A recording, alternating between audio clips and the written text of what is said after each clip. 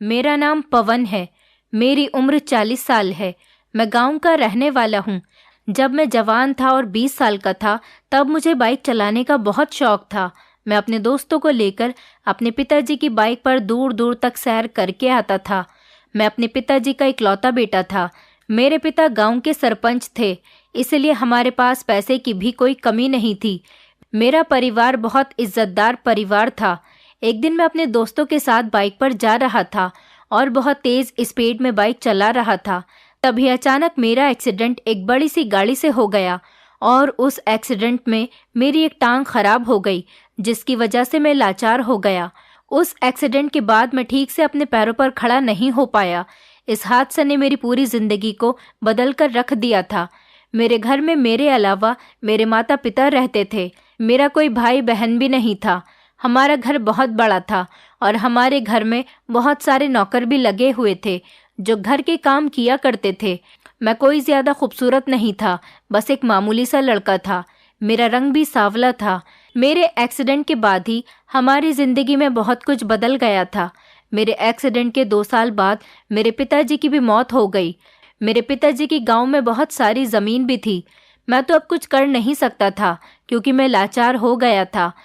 मैं थोड़ा बहुत काम कर लिया करता था कि आखिर सारा दिन व्हीलचेयर पर ही बैठा रहता था।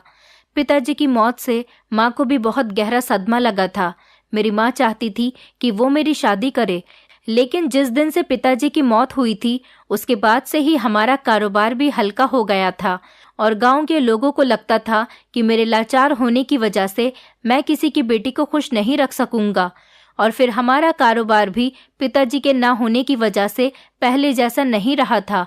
मेरी माँ ने मेरे लिए बहुत ज्यादा रिश्ते तलाश किए, लेकिन हर कोई मेरी शक्ल और मेरी टांगों को देखकर मना कर दिया करता था। मैंने भी अपनी माँ से कहा, माँ, जब मेरी शादी होनी होगी तो हो जाएगी।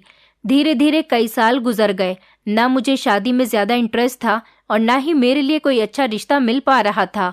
जो लोग अपनी बेटी मुझे देना चाहते थे उनकी बेटी ज्यादा खूबसूरत नहीं होती थी।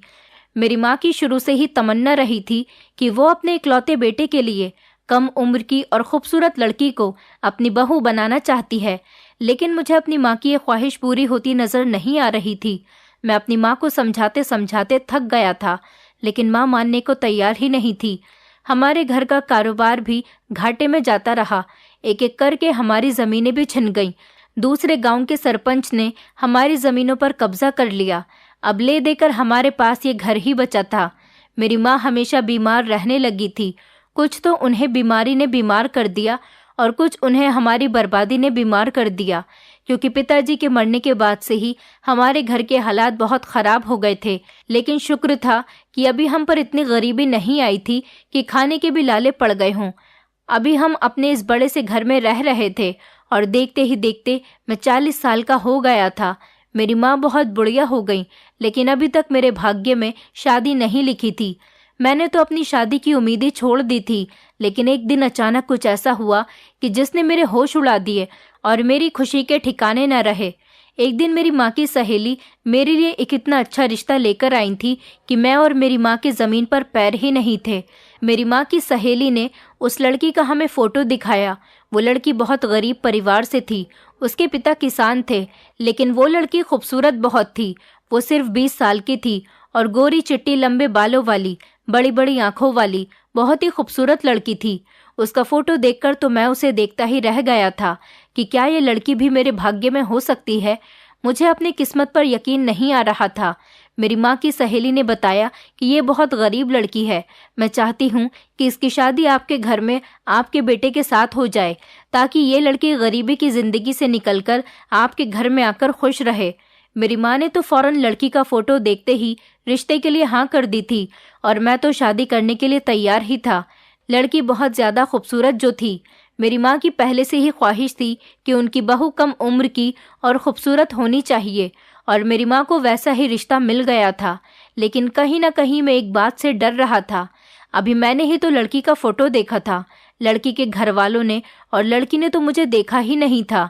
हो सकता है कि वो लोग मेरी शक्ल और मेरी लाचारी देखकर इस रिश्ते से इनकार कर दे, क्योंकि अब तो मेरी उम्र भी बहुत हो चुकी थी। मेरी उम्र उस लड़की से डबल थी।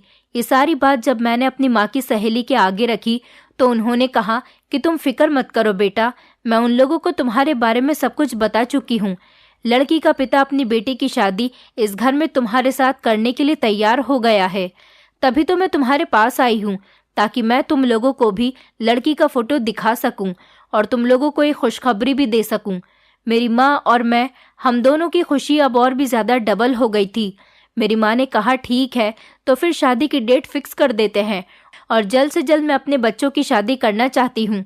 देखते ही देखते मेरी शादी का दिन भी आ गया था और मेरी शादी उस लड़की के साथ हो गई जिसका नाम रेणुका था। शादी की पहली रात जब मैंने रेणुका को देखा तो मैं उसको देखता ही रह गया। वो बहुत ज़्यादा खूबसूरत थी। वो जितनी खूबसूरत फ़ोटो में लग रही थी उससे कहीं ज़्यादा खूबसूरत मेरे सामने बैठी हुई लग रही थी। मैं अपने आप को बहुत खुशकिस्मत समझ रहा था क्योंकि मैं रेणुका जैसी लड़की डिज़र्व नहीं करता था। रेणुका तो बहुत खामोश ही बैठी हुई थी और उसकी आंखों में आंसू भी थे, लेकिन वो अपने पिता की इकलौती बेटी थी, इसलिए वो अपने पिता से जुदाई पर बहुत ज़्यादा अफसोस में थी। फिर धीरे धीरे हमने बातों का सिलसिला शुरू किया तो उसका मूड बिल्कुल ठीक हो गया। मैं समझ गया था कि वो ज़रूर अपनी विदाई की वजह से ही इतनी उदास हो रही होगी। मुझे रेणुका का साथ पाकर बहुत ज़्यादा खुशी मिली। फिलहाल मेरी शादी रेणुका के साथ हो गई थी। मेरी शादी को अभी 15 दिन ही हुए थे कि मेरी माँ इस दुनिया से चल बसी, क्योंकि मेरी माँ बहुत बीमार हो गई थी। लेकिन मैं इस बात से खुश था कि मेरी माँ ने जीते जी मेरी शादी अपनी पसंद की लड़की से होते हुए देख ली थी। माँ की मौत का दुख तो बहुत दिनों तक हमारे दिल में रहा। अब घर में मैं और मेरी पत्नी ही बचे थे। जिंदगी बहुत अच्छी गुजर रही थी। धीरे धीरे हमारी शादी को 4 महीने हो गए थे। मेरी पत्नी बहुत ही अच्छी थी, मेरा बहुत ख्याल रखती थी। हमारे रिश्तेदार भी अक्सर हमारे घर पर आते जाते रहते थे और मुझे बहुत खुशकिस्मत कहते थे। ये बात बिल्कुल सच थी। मेरी किस्मत बहुत अच्छे से लिखी हुई थी। बस मेरी पत्नी के अंदर एक ही बात बहुत अजीब थी। मेरी पत्नी को फूल बहुत पसंद थे। हमारे घर के बाहर वाले हिस्से को उसने गार्डन बना लिया था, जिसमें उसने अपनी पसंद के फूल ही फूल मंगवाए थे। वो हर थोड़े दिन बाद नए माली को घर पे ले आया करती थी। मैं तो ज़्यादातर अपने कमरे में ही रहता था, लेकिन मेरी पत्नी माली के साथ मिलकर तरह तरह के फूल गार्डन में लगवाती रहती थी। हमारे घर में 2 नौकरानियां भी मौजूद थीं। मैं रात को अपने कमरे में सो जाता था, लेकिन मेरी पत्नी रात भर अपने फूलों की रखवाली करती रहती थी। जिस दिन भी कोई नया माली आता, उसके बाद लगातार 1 हफ्ते तक वो अपने फूलों की देखभाल करती रहती थी। उसका कहना था कि अगर वो शुरू के 1 हफ्ते में अपने फूलों की देखभाल नहीं करेगी तो उसके फूल मुरझा जाएंगे। जब से मेरी पत्नी की शादी हुई थी, वो मुझे 1 मिनट के लिए भी बेड से उठने नहीं देती थी। बस यही कहती थी कि आप आराम किया करो, मैं सब कुछ देख लूंगी और आपको घर की फिक्र करने की कोई ज़रूरत नहीं। घर की देखभाल भी मैं अच्छे से कर सकती हूँ। मुझे तो वो कमरे में सोने के लिए कहती थी और खुद गार्डन में बैठकर ही 1 हफ्ते के लिए अपने फूलों की रखवाली करती थी कि ऐसा करने से उसके फूल नहीं मुरझाएंगे, बल्कि और ज़्यादा फूलों की पैदावार बढ़ जाएगी। मैं ये सब देखकर और भी ज़्यादा हैरान और परेशान रह जाता था। मेरी पत्नी ठीक कहती थी कि उसके फूलों की पैदावार बढ़ जाएगी। जब मैं कभी कभी गार्डन में जाता तो ऐसा लगता जैसे मैं अपने घर में नहीं बल्कि फूलों की वादियों में आ गया हूँ। मेरी पत्नी मुझसे कहती थी कि तुम कमरे से बाहर मत निकला करो और ना ही मेरे फूलों तक पहुँचा करो, क्योंकि मुझे किसी ने बताया कि फूलों के पास मेरे और माली के अलावा कोई नहीं जा सकता। अगर कोई और फूलों के पास गया तो फूल देखकर उन्हें शर्मा जाते हैं और फिर फूल ज़्यादा खिलते भी नहीं। मेरे पास अपनी पत्नी की बात मानने के अलावा कोई चारा नहीं था। हमारे पास सब कुछ था। मेरे पास खूबसूरत मोहब्बत करने वाली पत्नी थी और इतना अच्छा घर, सब कुछ था। लेकिन कभी कभी मेरे पास सब कुछ होते हुए भी ऐसा लगता था जैसे कुछ भी नहीं है, जैसे सब कुछ खराब है। मेरी माँ जब जिंदा थी तो हमेशा मेरे लिए प्रार्थना करती रहती थी। आज मुझे अपनी माँ की प्रार्थनाओं का असर दिखाई देता है, क्योंकि मेरी पत्नी इतनी अच्छी है कि शायद मुझे कभी कभी ऐसा लगता है कि मैं उसे डिजर्व नहीं करता। भगवान ने मुझे इतनी अच्छी पत्नी दी है।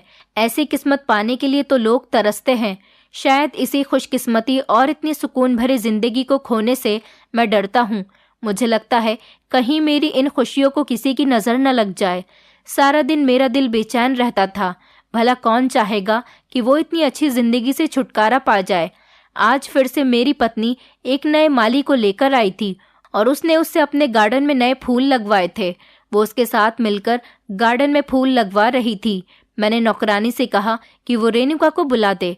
नौकरानी ने बताया कि मालकिन तो माली के साथ मिलकर अपने गार्डन में फूल लगवा रही हैं। मैंने फिर भी कहा कि तुम रेणुका को बुला लो, मुझे उससे कुछ काम है।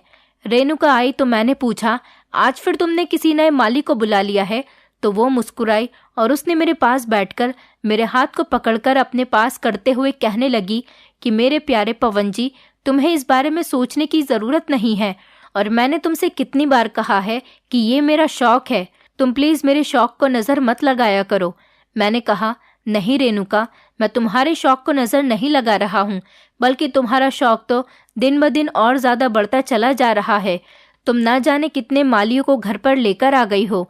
हर 2-3 दिन बाद तुम नया माली घर पर लेकर आ जाती हो और उससे अलग अलग तरह के फूल लगवाती हो और खुद भी साथ में लगाती हो। ये हाथ इन कामों के लिए नहीं बने हैं। तुम्हें फूल लगाने की क्या ज़रूरत है, बल्कि तुम तो खुद एक फूल हो। तुम बस मेरे साथ बैठकर बातें किया करो। मैंने उससे मोहब्बत से कहा। मेरे चेहरे पर भी मुस्कुराहट आ गई थी और वो भी हंसने लगी और कहने लगी, आपकी यही बातें तो मुझे आपका फेवरेट बना देती हैं। आपको पता है कि मैं कितनी ज़्यादा खुश नसीब हूँ, मुझे आप जैसे पति मिले। वो शर्माते हुए कहने लगी और उसने अपने हाथ मेरे हाथों से छुड़ा लिए। मैंने रेणुका से कहा, बस तुम इसी तरह से मुस्कुराती रहा करो। मैंने रेणुका से कहा कि मुझे तुमसे एक काम है। तो वो कहने लगी, जी बताइए, क्या काम है?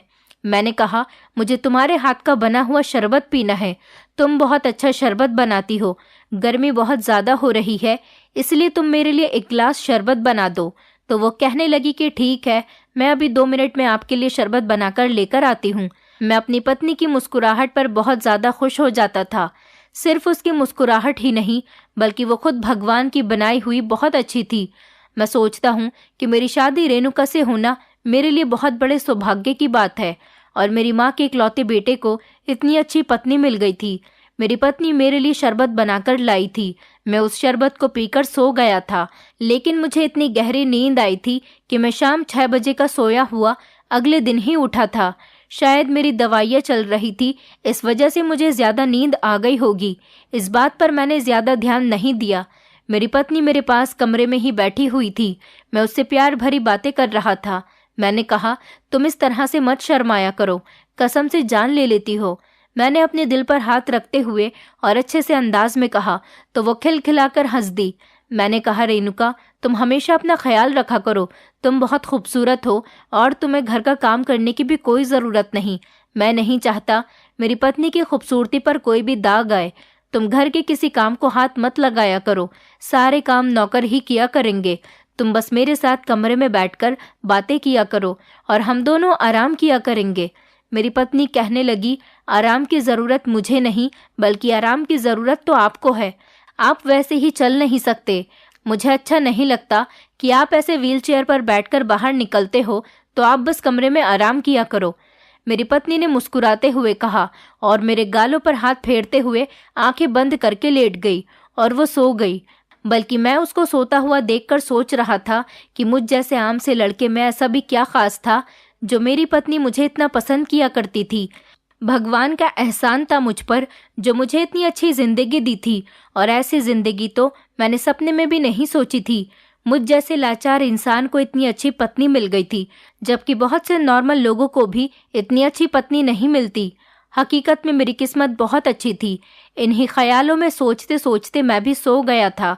फिर अगले ही दिन मेरा दिल बहुत घबरा रहा था और मैं जैसे तैसे बेड से उठकर बाहर चला गया। मैंने देखा कि वो नया माली हमारे घर के दरवाजे के आगे चेयर डालकर बैठा हुआ था, क्योंकि मैं जानता था कि इन लोगों की यही आदत थी। अगर उन पर कोई कड़ी नज़र नहीं रखता तो वो लोग काम ठीक से नहीं करते। मैंने माली को आवाज़ लगाई और कहा कि तुम्हें फूलों की देखभाल के लिए रखा गया है ना, यह चेयर पर बैठकर सिगरेट पीने के लिए। वो घबरा गया और उसने अपनी सिगरेट वहीं फेंक दी। मेरी पत्नी अपने गांव से ही किसी माली को घर पर लेकर आ जाती थी। उसका कहना था कि इस गांव में बहुत गरीब लोग हैं और बहुत से ऐसे लोग भी हैं जिन्हें नौकरी की ज़रूरत है, इसलिए मैं एक माली को काम पर नहीं रखती और जल्दी जल्दी माली को बदलती रहती हूँ। और इसी तरीके से मैं उनकी मदद भी कर देती हूँ और उन लोगों का काम भी हो जाता है। वैसे भी शहर के मालियों के दिमाग तो आसमान को छू रहे हैं। पैसे बहुत मांगते हैं और काम बिल्कुल भी नहीं करते। गांव के लोग बहुत मेहनती होते हैं, मेहनत और ईमानदारी से अपना काम करते हैं, बिना कुछ कहे बस अपने काम में लगे रहते हैं। लेकिन ये तो यहाँ पर बैठा हुआ सिगरेट पी रहा था। मैंने उससे कहा, सुनो लड़के, तुम्हारा क्या नाम है? वो सर झुकाकर मेरे सामने खड़ा हो गया। मेरी आवाज़ पर चौंक कर उसने मुझे देखा और कहने लगा, मालिक, मेरा नाम भैरव है। उसने हल्की सी आवाज़ में कहा। मैंने उससे कहा, फूलों की देखभाल रखना जानते भी हो? तो वो कहने लगा, जी मालिक, बिल्कुल, मेरा तो यही काम है। मैंने कहा, तो फिर यहाँ पर बैठे क्यों हो? जाकर अपना काम करो। वो गार्डन में बैठकर अपना काम करने लगा। फूलों को पानी देना, फूलों की कटाई करना और बाकी जितने भी काम होते थे वो सारे काम माली ही किया करता था। बस मेरी पत्नी रात को उनकी देखभाल करती थी। माली हमारे घर पर दिन रात रहता था, क्योंकि मेरी पत्नी को अपने फूलों की बहुत फिक्र लगी रहती थी। इसलिए वो माली को रात को भी घर से जाने नहीं देती थी और नौकरानी से कहकर माली का बिस्तर गार्डन में ही लगवा दिया करती थी। सारा सारा दिन मेरी पत्नी अपने फूलों में ही बिजी रहती थी और मैं अपने कमरे में कभी टीवी देखता तो कभी अखबार पढ़ता रहता था। मेरा दिन भी इसी तरह से गुजर जाता था। एक दिन मेरी पत्नी ने बहुत ही महंगे पौधे मंगाए थे जिनको वो माली लगा रहा था और मेरी पत्नी उसको काम समझा रही थी कि ये वाला पौधा इधर अच्छा लगेगा और ये वाला पौधा उधर अच्छा लगेगा, इसको तुमने ठीक से सेट नहीं किया, इनमें तुम्हें शाम को पानी देना है, वगैरह वगैरह। मैं कमरे में बैठा हुआ टीवी देख रहा था। मुझे अपनी पत्नी को इस तरह से बोलते और खुश होते हुए देखकर बहुत ही खुशी मिलती थी, क्योंकि मेरी पत्नी का शौक था तो मैं उसको रोक टोक नहीं करता था। मैं चाहता था कि मेरी पत्नी मेरे घर में रहकर अपने सारे शौक पूरे कर सके, क्योंकि वो बेचारी एक छोटे से घर और गरीब पिता की बेटी थी। शादी से पहले उसने अपनी किसी ख्वाहिश को पूरा नहीं किया होगा। वो अपनी ससुराल में आकर अपनी सारी ख्वाहिशों को पूरा करती थी। मेरी पत्नी घर का कोई काम नहीं करती थी, सारे काम नौकर किया करते थे। सारा टाइम तो वो अपने फूलों के साथ बिताती थी और फिर मेरे साथ। मेरी माँ के टाइम से ही मेरे घर पर नौकर चाकर काम करते थे। अब तो मेरी पत्नी को नौकरों को हुक्म देने की आदत भी हो गई थी। एक दिन मेरी पत्नी मेरे पास मेरे कमरे में आकर मुझसे बातें करने लगी और बातें करते करते ही न जाने में किस टाइम सो गया। मुझे पता ही नहीं चला। जब मेरी आंख खुली तो अगले दिन सुबह के 6 बज रहे थे। मैंने घड़ी में टाइम देखा तो जल्दी से अपनी पत्नी को आवाज़ दी। वो मेरे करीब लेटी हुई सो रही थी। मैंने अपनी पत्नी को उठाया तो वो मुझे वॉशरूम तक लेकर गई। मैं फ्रेश हुआ और उसके बाद मैं अच्छे से तैयार हो गया। मेरी पत्नी भी रेड कलर की साड़ी पहनकर तैयार हो गई थी। वो बहुत ज़्यादा खूबसूरत लग रही थी। हम दोनों को सुबह सुबह खेतों में जाना था, क्योंकि मेरी पत्नी की मदद से मेरी ज़मीनों में से एक ज़मीन हमें मिल गई थी। मेरी पत्नी ने कहा था कि पड़ोस के गांव में जो सरपंच हैं, मेरे पिताजी उसको अच्छी तरह से जानते हैं, मैं आपकी ज़मीन आपको वापस दिलवा सकती हूँ। मेरी पत्नी एक दिन अपने पिता को लेकर सरपंच के पास चली गई थी और उसने ना जाने किस तरह से बात की कि सरपंच ने ज़्यादा तो नहीं पर हमारी 1-2 ज़मीनें हमें वापस कर दी थी। मैं नौकर के साथ सरपंच से मिलने के लिए जा रहा था और उनकी तरफ दोस्ती का हाथ बढ़ाना चाहता था। मैं नौकर के साथ अपने घर की तरफ निकल गया था। सरपंच और उसके बेटे ने हमारी बहुत खातिरदारी की और मैंने उससे दोस्ती की तरफ हाथ बढ़ाया। मेरे संबंध सरपंच से बहुत अच्छे हो गए थे। तब मैं नौकर के साथ घर वापस आया और व्हीलचेयर को चलाते हुए अपने कमरे की तरफ गया तो मैंने देखा कि मेरी पत्नी और वो माली दोनों एक साथ बेड पर बैठे हुए थे। मेरी पत्नी माली की तरफ मुंह फेर कर बैठी हुई थी, इसलिए उसे मेरे आने के बारे में पता नहीं चला था। लेकिन जैसे ही मुझे माली ने देखा, वो घबराकर खड़ा हो गया। मेरी पत्नी भी अचानक पीछे की तरफ मुड़ी और मेरी पत्नी ने हैरानी से मुझसे पूछा, आप कब आए? मैंने कहा, बस अभी आया हूँ। लेकिन ये माली कमरे में क्या कर रहा है? तो मेरी पत्नी कहने लगी कि मैं इसे फूलों के बारे में कुछ समझा रही थी, इसकी समझ ही नहीं आ रहा था। मुझे कमरे में फूलों की डेकोरेशन करवानी है। मैं चाहती हूँ कि जब हमारी एनिवर्सरी आए तो हमारे कमरे में फूलों की डेकोरेशन होनी चाहिए, इसीलिए कमरा दिखाने के लिए इसको लेकर आई थी। मेरी पत्नी ने मुझे जवाब दे दिया था, लेकिन ना जाने मुझे ऐसा क्यों लगा कि उसने मुझसे कोई बहाना बनाया है। माली मुझे देखकर कमरे से बाहर चला गया। मैंने खुद को तसल्ली दी कि ये सिर्फ मेरा वहम है, भला मेरी पत्नी मुझसे झूठ क्यों बोलेगी। वो वैसे भी काफ़ी टाइम से कह रही है कि वो फूलों की डेकोरेशन हमारी एनिवर्सरी पर करवाना चाहती है, लेकिन अभी हमारी एनिवर्सरी को तो बहुत टाइम था। अब हमारी शादी को 8 महीने हो गए थे। मेरी पत्नी कहने लगी, आप बेड पर लेटकर आराम कीजिए, मैं आपके लिए शरबत बनाकर लेकर आती हूँ, बहुत गर्मी हो रही है। अपनी पत्नी की बात सुनकर मैं मुस्कुरा दिया और मेरी पत्नी ने मुझे व्हीलचेयर से उठाकर बेड पर बैठा दिया और वो शरबत बनाने के लिए चली गई। घर के नौकर भी अपने अपने कामों में लगे हुए थे। थोड़ी देर के बाद ही मेरी पत्नी शरबत लेकर कमरे में दाखिल हुई तो उसने मुझे अपने हाथ से शरबत पिलाया और कहने लगी, आपकी सेवा करना मेरा फर्ज है, आप सिर्फ आराम कीजिए, आपके सारे कामों की जिम्मेदारी मेरी है। अपनी पत्नी को देखकर मैं बहुत खुश हुआ था। मेरी पत्नी कहने लगी, मेरे प्यारे पतिदेव, आज तुम घर से बाहर बहुत दिनों में निकले थे, बाहर जाकर तुम्हें बहुत अच्छा लगा होगा। मैंने कहा, मैं तुम्हारा शुक्रिया कहना चाहता हूँ रेणुका, तुमने मेरी ज़मीन मुझे वापस दिलवा दी। सरपंच और उसके बेटे का व्यवहार मेरे साथ बहुत अच्छा था, मैं हमेशा तुम्हारा एहसानमंद रहूँगा। मेरी पत्नी कहने लगी, ये आप कैसी बातें कर रहे हैं, मैं आपकी पत्नी हूँ, क्या मैं आपके लिए इतना भी नहीं कर सकती? सरपंच जी मेरे पिता को अच्छे से जानते हैं, क्योंकि मेरे पिता ने कई बार उनके खेतों में काम किया है। आज मेरे पिता की जान पहचान थी तो ये काम हो गया। इसके लिए आपको मुझे शुक्रिया कहने की कोई ज़रूरत नहीं। मैं अपनी पत्नी की तारीफ करता रहा। वो मेरी तारीफ पर बहुत खुश हो गई और उसने मेरा सर अपनी गोद में रख लिया और मेरे सर को धीरे धीरे दबाने लगी। उसके हाथ मुझे इतने अच्छे लग रहे थे कि ऐसा लग रहा था जैसे मेरे शरीर की सारी थकान दूर हो रही है। हम दोनों काफ़ी देर तक एक दूसरे से बातें करते रहे। उसके बाद मैं गहरी नींद में चला गया और मैं कब सो गया मुझे कुछ पता ही नहीं चला। मुझे अपनी पत्नी के हाथ का बनाया हुआ शरबत बहुत पसंद था, इसीलिए मैं रोज़ उसके हाथ का बना हुआ शरबत पीता था। गर्मियों का मौसम था, इसलिए जब रोज़ वो मेरे लिए शरबत लेकर आती तो मुझे बड़ा अच्छा लगता था। शरबत इतना ज़्यादा अच्छा होता था कि मेरी सारी थकान दूर हो जाती थी और सीने में एक ठंडक सी उतर आती थी। अगले दिन मेरी आँख खुली तो मैं व्हील चेयर पर बैठकर गार्डन की तरफ जाने लगा। मैंने देखा कि इस बार मेरी पत्नी ने एक नया माली फिर से घर पर बुलाया हुआ था और वो उसके साथ गार्डन में बैठी हुई फूलों के बारे में बातें कर रही थी। मुझे देखकर वो कहने लगी कि आप यहाँ पर क्यों आ गए? मैंने आपसे कहा है कि आप फूलों के पास मत आया करो। आप कमरे से उठकर बाहर क्यों आए? आप मुझे वहीं से आवाज़ लगा लेते। मैंने अपनी पत्नी से कहा, तुमने फिर नए माली को बुला लिया? मेरी पत्नी कहने लगी, आपको पता है ये माली बहुत अच्छे फूल लेकर आया है और ताज़ा ताज़ा फूल लेकर आया है। मैंने अपनी पत्नी को गौर से देखा और कहा कि देखो रेणुका, तुम फूलों की देखभाल करने के लिए जब माली को घर पर रुकने को कहती हो तो खुद क्यों सारी रात जागकर इनका ख्याल रखती हो? माली फूलों की देखभाल कर लिया करेगा। तो मेरी पत्नी कहने लगी, मैं फूलों की देखभाल नहीं करती, बल्कि मैं तो रात को सो जाती हूँ और माली बगीचे में सो जाता है। और आप आज मुझसे इतने सवाल क्यों कर रहे हैं? आप तो रात को खुद इतनी जल्दी सो जाते हैं कि मुझे आपसे बातें करने का ज़्यादा मौका ही नहीं मिलता। मैंने अपनी पत्नी से कहा, हाँ, पता नहीं मुझे रात को रोज़ इतनी अच्छी नींद कैसे आती है कि मैं जल्दी सो जाता हूँ और सुबह ही मेरी आँख खुलती है, लेकिन तुम इतने सवेरे सवेरे कैसे उठ गई और ये माली इतनी सुबह ही यहाँ पर आ गया? मेरी पत्नी ने कहा कि मैं जब भी नया माली रखती हूँ तो मुझे हर नए माली को काम समझाना पड़ता है, इसलिए मुझे सुबह सवेरे उठकर माली को जगाना होता है और उसे काम समझाना पड़ता है। मैंने कहा, लेकिन कल तो दूसरा ही माली था और फिर ये कौन है?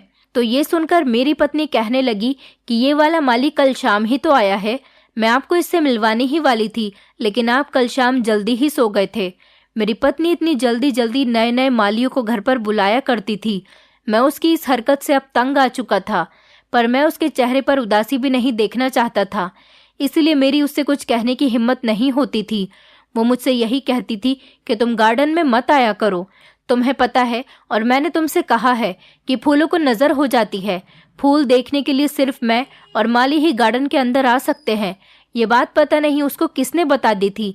अब जबकि मैं फूलों के बारे में ज़्यादा नहीं जानता था, इसलिए मैं खामोश रहता था और चुपचाप अपने कमरे में आ जाता था। शाम होते ही मेरी पत्नी शरबत बनाकर मेरे लिए लेकर आती थी और हम दोनों बातें करते करते ही सो जाया करते थे। आज भी जब मेरे लिए मेरी पत्नी शरबत लेकर आई तो मैंने इस बार खामोश रहना ही बेहतर समझा और शरबत पीकर बैठ गया। जैसे ही शरबत ख़त्म हुआ वैसे ही मैं नींद में खोने लगा। मुझ पर नींद ऐसी हावी हो गई थी कि जैसे मैं कई रातों से नहीं सोया था और मुझे बहुत ज़्यादा नींद आने लगी थी। मैंने अपनी पत्नी से कहा कि कमरे की लाइट बंद कर दो, मैं सो रहा हूँ। वो मेरे सर पर हाथ रखकर कहने लगी, जी आप आराम से सो जाइए, मैं कमरे की लाइट बंद कर देती हूँ। और मुझे पता ही नहीं चला कि मैं कब सो गया। जब सुबह मेरी आँख खुली तो मैंने शीशे की तरफ देखा, ड्रेसिंग टेबल के सामने खड़े होकर। सुबह सुबह मेरी पत्नी तैयार हो रही थी और वो बहुत खूबसूरत लग रही थी। मेरी पत्नी ने जब मुझे जागता हुआ देखा तो वो मेरी तरफ देखकर कहने लगी, गुड मॉर्निंग मेरे प्यारे पवन जी, अब आपकी आंखें खुली हैं। मैंने कहा, पता नहीं मुझे इतनी नींद क्यों आने लगी है। पहले मुझे इतनी नींद नहीं आती थी, अब तो मुझे कुछ ज़्यादा ही नींद आने लगी है और मैं रात को तुमसे बातें भी नहीं कर पा रहा हूँ। वो मेरे पास बेड पर आकर बैठ गई और कहने लगी, अरे मेरे प्यारे पतिदेव, ये हमारा ही घर है, आप अपनी नींद आराम से पूरी करो। वो हंसते हुए मुझसे कह रही थी और कहने लगी, आप जल्दी से उठो और फ्रेश हो जाओ, मैं आपके लिए नौकरानी से कहकर नाश्ता लगवाती हूँ। आपको पता है ना कि मैं आपके बिना नाश्ता नहीं करती हूँ। अपनी पत्नी की बातें सुनकर मैंने हाँ में सिर हिलाया और वो मुझे पकड़कर बाथरूम तक ले गई। जब मैं नहा धोकर तैयार हो गया, उसके बाद हम खाने के टेबल पर मौजूद थे। सामने नाश्ता रखा हुआ था और ठंडा हो रहा था, लेकिन हमेशा की तरह मैंने मेरी पत्नी के शुरू करने के बाद ही नाश्ता शुरू किया। हम दोनों बातों में लगे हुए थे। नौकर हमारी टेबल पर चाय रखकर जा चुका था और यही बातों ही बातों में मैंने और मेरी पत्नी ने नाश्ता किया। मेरी पत्नी ने नौकरानी से कहा कि बाहर माली को भी जाकर नाश्ता दे आओ। मेरी पत्नी ने कहा, बल्कि तुम नहीं जाओ, बाहर नाश्ता करने के बाद मैं खुद उसको नाश्ता देकर आऊंगी और फूलों के बारे में समझा कर आऊंगी। मैं अपनी पत्नी की तरफ देख रहा था। मेरी पत्नी मुझसे कहने लगी, नाश्ता करने के बाद मैं आपको कमरे में ले जाती हूँ, आप आराम कर लेना। उसके बाद मेरी पत्नी मुझे लेकर कमरे में आ गई और खुद नाश्ता लेकर मालिक को देने चली गई। लेकिन मेरी पत्नी अपना मोबाइल कमरे में ही छोड़ गई थी। उसके मोबाइल पर किसी का फ़ोन आ रहा था और बार बार रिंग बज रही थी। मैंने उसकी कॉल रिसीव करना ठीक नहीं समझा। पहले तो बहुत देर तक मैंने अपनी पत्नी को आवाज़ लगाई, लेकिन जब किसी ने मेरी आवाज़ नहीं सुनी तो मैंने सोचा कि मैं खुद ही जाकर रेणुका को मोबाइल देकर आ जाता हूँ, शायद उसकी माँ की कॉल होगी। फ़ोन बार बार बज रहा था। जब मैं गार्डन में अपनी पत्नी को मोबाइल देने गया तो मेरी पत्नी गार्डन में मौजूद नहीं थी। गार्डन में तो बल्कि कोई भी नहीं था, माली भी नहीं था। मैं अपनी व्हीलचेयर चलाते हुए गार्डन से वापस आ रहा था। तभी अचानक मुझे गेस्ट रूम से आवाज़ आने लगी, जहाँ से मेरी पत्नी की बातें करने की आवाज़ आ रही थी।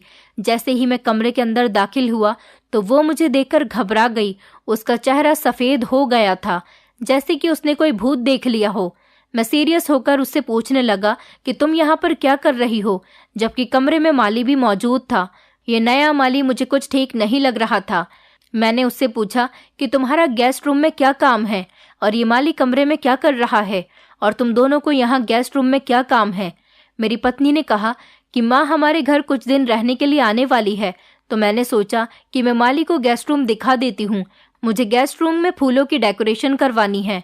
मेरी माँ शादी के बाद पहली बार यहाँ पर रहने आ रही है, तो मैं उन्हें दिखाना चाहती हूँ कि मैंने कितने अच्छे अच्छे फूल अपने घर में लगवाए हुए हैं। बस यही सब दिखाने के लिए मैं माली को कमरे में लेकर आई थी। माली भी खामोश खड़ा हुआ था। उसका जवाब सुनकर मेरे दिल को आराम नहीं मिला। मुझे अपनी पत्नी की बातों पर यकीन नहीं आ रहा था। न जाने क्यों मेरा दिल उसकी कही हुई बातों को हमेशा झूठी समझता था। तभी मैंने उससे कहा कि ये रहा तुम्हारा मोबाइल, इस पर बार बार किसी का फ़ोन आ रहा था, तुम अपना मोबाइल कमरे में भूलकर आ गई थी। तो वो कहने लगी कि माँ का फ़ोन आ रहा था, शायद उन्हें यहाँ पर आने के बारे में ही बात करनी होगी। वो मुझसे बिना आंखें मिलाए इधर उधर देखने लगी और वहाँ से चली गई। माली भी वहाँ से चला गया था। मेरे दिल में तो शक आ ही गया था और मैं ना जाने क्यों माली पर ही शक कर रहा था। धीरे धीरे शाम हो गई थी और मेरा दिमाग अभी तक सुबह वाली बात में ही उलझा हुआ था। मेरी पत्नी मेरे पास ही बैठी हुई मोबाइल इस्तेमाल कर रही थी। तभी अचानक मेरी नज़र उसकी गर्दन पर चली गई। उसकी गर्दन पर अजीब तरह के निशान थे। यहाँ तक कि मुझे याद था कि उसकी गर्दन पर कल तक तो ऐसा कोई भी निशान नहीं था। मैंने उससे पूछा, ये तुम्हारी गर्दन पर कैसा निशान है, क्या हुआ है? तो अचानक उसने मेरी बात सुनकर हैरानी से अपना हाथ गर्दन पर लगा लिया और कहने लगी, कल फूलों की टहनी मेरी गर्दन पर लग गई थी, इस वजह से ही जख्म हो गया। वो जवाब देती हुई दोबारा से मोबाइल देखने लगी। बात तो बिल्कुल ठीक है, तुम ज्यादातर टाइम फूलों में ही गुजारती हो सकता है कोई टहनी लग गई होगी। वो मेरी इस बात पर मुस्कुराने लगी, लेकिन मेरे दिमाग में था कि फूलों की टहनी से ऐसे निशान कैसे बन गए। मेरा दिमाग उलझने लगा था। मैंने भी टीवी ऑन कर लिया था और मैं टीवी देख रहा था। थोड़ी देर के बाद मेरी पत्नी उठकर बाहर चली गई और रात को वो मेरे लिए खाना कमरे में ही लेकर आ गई और कहने लगी, आज हम दोनों एक साथ बैठकर कमरे में ही खाना खाएंगे। मैंने कहा, ऐसा क्यों? तो वो कहने लगी, आज मैं अपने हाथ से आपको खाना खिलाऊंगी। बाहर नौकर होते हैं ना, इसलिए मुझे शर्म आती है। वो मुझे अपने हाथ से खाना खिलाने लगी। उसकी तरफ से इतना प्यार देखकर मैंने अपने आप से सवाल किया कि क्या मैं सही कर रहा हूँ? अपनी पत्नी पर शक करके क्या मेरा शक सही है या गलत? और उसका जवाब मेरे मन में कहीं पर नहीं मिला। बस मैं सोचता रह गया कि कहीं मैं गलत तो नहीं सोच रहा हूँ। मेरी पत्नी मुझे निवाले बना बनाकर अपने हाथों से खिला रही थी। न जाने क्यों आज उसकी मोहब्बत से मुझे अजीब सा डर लग रहा था और मुझे अचानक ही घबराहट सी महसूस होने लगी। मैंने अपनी पत्नी से कहा कि बस मेरा खाना हो गया, मेरा पेट भर गया, अब तुम खा लो। तो मेरी पत्नी कहने लगी, क्या हुआ, आपकी तबीयत तो ठीक है ना? मैंने कहा, कुछ नहीं, बस मेरा दिल घबरा रहा है। मेरी पत्नी कहने लगी, अभी मैं आपके लिए आपका फेवरेट शरबत बनाकर लेकर आती हूँ। वैसे भी मेरे हाथ का बना शरबत पीकर तो आप बहुत खुश हो जाते हैं और आपको फ्रेश फ्रेश फील होता है। मैं अभी आपकी तबीयत ठीक करने के लिए अपने हाथ का बना शरबत लेकर आती हूँ। और ये कहकर वो कमरे से बाहर चली गई और मैं आज सुबह से जो सोच रहा था वही कुछ सोचने लगा। मेरा दिल मानने को तैयार नहीं था कि मेरी पत्नी मेरे साथ कुछ गलत भी कर सकती है, लेकिन मेरा सिक्स सेंस मुझे बार बार इसी बात का एहसास करा रहा था कि कुछ न कुछ तो गलत है। इन्हीं सोचों में गुम था। तभी मेरी पत्नी हाथ में शरबत का गिलास लेकर आ गई और कहने लगी कि लो मेरे प्यारे पवन, इसे पी लो, इसे पीने से तुम्हारी सारी परेशानी दूर हो जाएगी। शायद आज गर्मी ज्यादा है, इस वजह से आपका बीपी लो हो रहा होगा, तभी घबराहट महसूस हो रही है। शरबत पीने के बाद आपको रिलैक्स हो जाएगा और आपको नींद भी आ जाएगी। मैंने अपनी पत्नी से कहा कि आज मेरा कुछ भी खाने पीने का मन नहीं कर रहा, मुझे बस आराम करने दो। मेरी पत्नी ने कहा कि आराम भी कर लेना, पहले थोड़ा सा शरबत तो पी लो, मैं कितने मन से तुम्हारे लिए ये शरबत बनाकर लेकर आई हूँ। ये कहकर जबरदस्ती उसने मेरे हाथ में गिलास पकड़वा दिया। थोड़ी ही देर गुजरी थी कि अचानक कमरे के अंदर नौकरानी आ गई और कहने लगी, मालकिन, बाहर आपसे मिलने कोई आया है। मेरी पत्नी ये बात सुनकर कमरे से बाहर चली गई, क्योंकि आज मेरा कुछ खाने पीने का मन नहीं कर रहा था और मेरी पत्नी इतने प्यार से मुझे शरबत दे रही थी। मैं उसे मना नहीं कर पाया था, ना ही उसका दिल तोड़ना चाहता था। सिर्फ एक शक की बुनियाद पर मैं उस पर शक करके अपने खूबसूरत रिश्ते को बर्बाद नहीं करना चाहता था। मैंने अपने कमरे में मौजूद डस्टबिन में शरबत डाल दिया और बेड पर लेट गया। थोड़ी देर बाद ही मेरी पत्नी आ गई और आते ही कहने लगी कि आपने शरबत पी लिया था? मैंने भी हाँ में सिर हिला दिया। तब उसने कहा कि चलो अब आप सो जाओ। मैंने अपनी पत्नी से सवाल किया कि बाहर कौन आया था? मेरी पत्नी कहने लगी कि बाहर माँ आई थी और वो चली गई। मैंने कहा, तुम्हारी माँ तो यहाँ पर रहने के लिए आ रही थी, तो फिर वो इतनी जल्दी कैसे जा सकती है? तो वो कहने लगी, उन्हें कोई ज़रूरी काम याद आ गया था, इसलिए वो यहाँ से चली गई। वो कहकर गई हैं कि बाद में आएंगी हमारे घर पर रहने के लिए। मुझे हैरत हो रही थी कि इस समय मेरी सास को क्या ज़रूरी काम याद आ गया था जो वो हमारे घर से चली गई। मेरी पत्नी कहने लगी, अब आप सो जाओ, आपको आराम मिल जाएगा, आपको नींद आ रही होगी। और ये कहकर वो दोबारा कमरे से बाहर चली गई। मैं करवटें बदल बदल कर थक गया था। मुझे बड़ी हैरत हो रही थी कि आज मुझे नींद क्यों नहीं आ रही है। रोज तो मुझे 6 बजे के बाद नींद आने लगती थी, लेकिन आज 8 बज चुके थे, अभी तक मुझे नींद नहीं आ रही थी और मैं बार बार सोने की कोशिश कर रहा था, लेकिन नींद थी कि आने का नाम ही नहीं ले रही थी। बार बार दिमाग में वही सारी बातें घूम रही थी, लेकिन मुझे अपनी पत्नी पर पूरा भरोसा था। मेरी पत्नी कभी मुझे धोखा नहीं देगी। वो मुझसे बहुत ज़्यादा मोहब्बत करती है, मेरी बहुत इज्जत करती है। वो मुझ पर अपनी जान न्योछावर करती है और मेरा बहुत ख्याल रखती है। मैं अपनी पत्नी पर कैसे शक कर सकता हूँ? ये सब मेरा वहम है और कुछ नहीं। मैं खुद को तसल्लियाँ दे रहा था। मैंने अपने आप को रिलैक्स कर लिया था और फिर मुझे नींद आ गई। जब रात के 3 बजे मेरी आंख खुली तो मैंने देखा कि मेरी पत्नी बेड पर मौजूद नहीं थी। मैं घबरा गया कि रेणुका कहाँ है। रात को तो वो मेरे पास ही सोती है। इस टाइम वो कमरे से बाहर क्या कर रही थी, जबकि फूलों की देखभाल तो वो जब किया करती थी जब घर पर माली नहीं होता था। मैं अपनी व्हीलचेयर पर बैठकर रेणुका को ढूंढने के लिए कमरे से बाहर निकला। जैसे ही कमरे से बाहर निकला, मुझे गेस्ट रूम की तरफ से कुछ आवाज आ रही थी। मैंने जैसे ही गेस्ट रूम का दरवाजा खोला तो ये देखकर मेरे पैरों तले से जमीन निकल गई और मेरा शरीर कांपने लगा। मेरे दिल के छोटे छोटे टुकड़े हो चुके थे। मेरी पत्नी बेड पर उस नए माली के साथ लेटी हुई थी।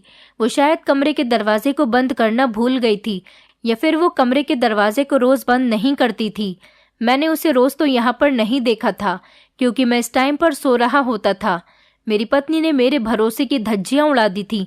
मैं अपने विश्वास को चूर चूर होता हुआ देख रहा था। मैं खड़े होने की कोशिश कर रहा था और मेरी आंखों में आंसू थे, लेकिन अचानक ही मैं गिर गया। मेरे गिरने की आवाज़ सुनकर जैसे ही मेरी पत्नी ने मेरी तरफ देखा, उसके चेहरे का रंग उड़ गया था। वो घबराकर माली से अलग हो गई और माली भी जल्दी जल्दी वहाँ से उठ गया। मेरी पत्नी ने अपनी हालत ठीक की और जल्दी से मुझे ज़मीन से उठाने लगी। मैंने खड़े होकर अपनी पत्नी से सवाल किया कि ये सब क्या हो रहा है। माली कमरे से भागने की कोशिश कर रहा था, लेकिन मैंने उसका हाथ पकड़ लिया और कहा कि आज मैं सच जानना चाहता हूँ कि तुम दोनों गेस्ट रूम में क्या करते हो। माली कहने लगा, मालिक, मेरी कोई गलती नहीं है और मैं कोई माली नहीं हूँ। मालकिन ने ही फ़ोन करके मुझे यहाँ पर बुलाया था। ये इस काम के मुझे पैसे भी देती है। वो हाथ जोड़कर मेरे सामने खड़ा हुआ था। कहने लगा, मैं तो गरीब आदमी हूँ, खूबसूरत लड़कियां मुझे पसंद हैं, लेकिन आपकी पत्नी ने मुझे इस काम के पैसे भी दिए तो मैं और भी ज़्यादा खुश हो गया। ये कहकर वो मेरा हाथ छुड़ाकर वहाँ से भाग गया। मैं आज अपने आप को बहुत मजबूर महसूस कर रहा था, क्योंकि अगर मैं चल सकता तो भागकर उसको पकड़ सकता था। इस टाइम पर सारे नौकर भी सो रहे थे, इसलिए मैं कुछ भी नहीं कर पाया। और वैसे भी गलती उसकी नहीं थी। हर मर्द को खूबसूरत औरत पसंद होती है और फिर जब उसे पैसे भी दिए जाएं तो वो और भी ज़्यादा खुश हो जाता है कि उसके मतलब की चीज़ तो उसे मिली, साथ ही उसे पैसे भी मिल रहे थे। गलती मेरी पत्नी की थी। मेरी पत्नी मेरे पैरों में गिरकर मुझसे माफ़ी मांगने लगी। मैंने अपनी पत्नी से कहा, तुमने मेरे साथ ऐसा क्यों किया? तुमने मेरा भरोसा क्यों तोड़ा? मैंने तो तुम्हें दिलो जान से अपनाया था। मैं तुम्हारा पति होने पर खुद को दुनिया का सबसे खुशनसीब पति समझता था। तुम ही मेरी आखिरी उम्मीद थी। तुमने मेरा भरोसा तोड़ा है। तुमने मेरे साथ ऐसा क्यों किया? मुझे बताओ। पहले तो मेरी पत्नी कुछ बोलने का नाम नहीं ले रही थी, क्योंकि उसे भी पता था कि वो कितना गलत काम करती थी। वो मेरे ही घर में मुझे बेवकूफ़ बना रही थी और अलग अलग तरह के लड़कों को घर में बुलाकर उनके साथ अपनी हवस को बुझाती रही, जबकि उनमें से हर लड़का माली नहीं होता था। मेरी पत्नी मुझसे हर बात पर झूठ बोलती रही। वो मुझे खूब बेवकूफ़ बना रही थी और मैं उसकी बातों में आकर बेवकूफ़ बनता रहा, क्योंकि मैं उस पर बहुत अंधा भरोसा करता था। मैंने अपनी पत्नी से फिर से सवाल किया, आखिर तुम मेरे साथ ऐसा क्यों कर रही थी? मुझे बताओ, वरना मैं अपनी जान ले लूँगा और साथ साथ तुम्हें भी मार दूँगा।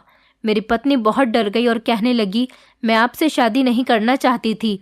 मेरे पिता ने ज़बरदस्ती आपके साथ मेरी शादी करवाई, क्योंकि आपका घर बड़ा था और आप गांव के सरपंच के बेटे थे। मेरे पिता ने ज़बरदस्ती मुझ जैसी खूबसूरत लड़की की शादी आप जैसे बदसूरत और लाचार इंसान के साथ करवा दी। मुझे इस घर में दौलत भी मिली, प्यार भी मिला, लेकिन वो प्यार मुझे आप नहीं दे पाए जो मुझे चाहिए था। मुझे जवान लड़के पसंद थे, इसलिए मैं घर में लड़कों को बुलाती थी और रोज़ उनके साथ अपनी चाहत को पूरा करती थी। आपकी उम्र के साथ साथ आपके अंदर वो बात नहीं रही जैसी मैं अपनी ख्वाहिश रखती थी। मैं आपसे आज़ादी पाना चाहती थी, क्योंकि मुझ जैसी खूबसूरत लड़की आपके साथ अच्छी नहीं लगती। ये कहकर वो खामोश हो गई और रोने लगी। मैंने अपनी पत्नी से कहा कि अगर तुम्हें मुझसे आज़ादी चाहिए थी तो तुम मुझे बता देती। तुम्हें ऐसा घिनौना खेल खेलने की कोई ज़रूरत नहीं थी। मैं तुम्हें आज़ाद कर देता हूँ। कल ही मैं वकील बुलाकर तुम्हें तलाक दे देता हूँ। तुम जहाँ चाहे वहाँ जा सकती हो और अपनी ज़िंदगी अपने तरीके से गुजार सकती हो। तलाक लेकर मेरी पत्नी मेरे घर से चली गई और मेरी पत्नी अपना मतलब निकालती रही और मैं अंधा बना बैठा रहा। अगले ही दिन मैंने वकील को बुलाकर अपनी पत्नी को तलाक दे दी। तलाक लेकर मेरी पत्नी घर से जा चुकी थी। उसके बनाए हुए गार्डन को मैंने नौकरों से कहकर ख़त्म करवा दिया, क्योंकि मैं इस घर में उसकी कोई भी याद नहीं रखना चाहता था। मेरी पत्नी मेरे घर से जा चुकी थी। अब मैं अपने घर में अकेला हो गया था। कुछ महीनों बाद मेरे घर में एक गरीब नौकरानी ने मुझसे शादी करने के लिए कहा। उसने कहा, साहब, आप मुझे अपने घर में पत्नी बनाकर सहारा दे दो। मेरे पास कोई सहारा नहीं है। मुझे अब औरत पर विश्वास नहीं रहा था, लेकिन वो बेचारी सच में बेसहारा थी और बहुत गरीब थी। मैंने उसको सहारा दे दिया। वो औरत मेरी ही तरह मामूली सी शक्ल की थी। मैंने उससे शादी कर ली। आज मैं अपनी दूसरी पत्नी के साथ बहुत खुश हूँ और मेरी दूसरी पत्नी से मेरे पास एक बेटा भी है। यह औरत मामूली सी शक्ल की है, लेकिन आज तक मेरी दूसरी पत्नी ने मेरे साथ किसी तरह का कोई खिलवाड़ नहीं किया। मैं तो अपने घर में खुश हूँ, अपनी पत्नी और बेटे के साथ। मुझे पता चला कि रेणुका को टीबी हो गया और वो तड़प तड़प कर मर गई। उसके साथ बिल्कुल सही हुआ था, क्योंकि उसने अपनी खूबसूरती का फ़ायदा उठाकर मेरे साथ बहुत गलत किया था, मुझे धोखा दिया था। अब मैं अपनी पत्नी के साथ बहुत खुश हूँ और अच्छी ज़िंदगी गुजार रहा हूँ। दोस्तों, उम्मीद करती हूँ आपको हमारी कहानी पसंद आई होगी। कहानी पसंद आई है तो वीडियो को लाइक करें, चैनल पर नए हैं तो चैनल को सब्सक्राइब करें और हाँ, नोटिफिकेशन बेल को ज़रूर दबाएं ताकि अगली अपडेट सबसे पहले आपको मिले।